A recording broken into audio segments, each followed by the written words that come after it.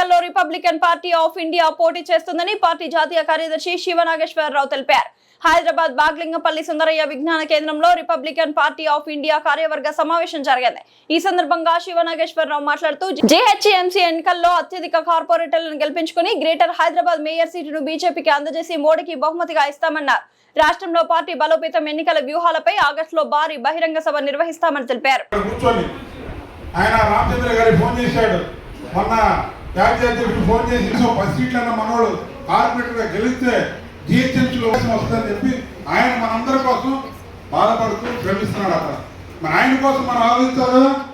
మన కోసం మనకు బదలాపు ఎవరవుతారు?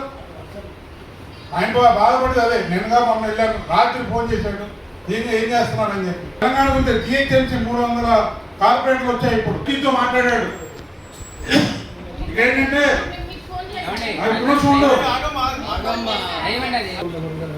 జిహెచ్ఎంసీ ఎన్నికల్లో మన పార్టీని కనీసం 30 సీట్లు మనం తీసుకొని దాన్ని ఏ విధంగా పార్టీని అభివృద్ధి చేయాలి సంకల్పంతో మంత్రి గారు జూలైలో రావచ్చు.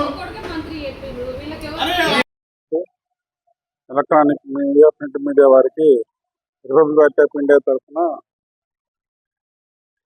ప్రత్యేక ధన్యవాదాలు తెలియజేస్తున్నాం. మరి ఈ రోజున మరి రానున్న గ్రేటర్ హైదరాబాద్ మున్సిపల్ ఎన్నికల్లో మరి భారతీయ జనతా పార్టీ మిత్రపక్షమైనటువంటి ఆర్పీ ఇక్కడ పోటీ చేయడానికి సిద్ధంగా ఉంది. మరి అన్ని డివిజన్లు కలిపి కొత్తగా 300 స్థానాలు వచ్చాయి. దాంట్లో 30 స్థానాలు పోటీ చేయడానికి రామచంద్ర గారు, అట్లాగే జాతీయ అధ్యక్షులు నక్వీ గారు అందరూ కూడా ఒప్పుకోవడం జరిగింది. అందువల్ల ఈ రోజున పార్టీ కార్యకర్తలు, ముఖ్య నాయకులతో సమావేశం ఏర్పాటు చేయడం జరిగింది.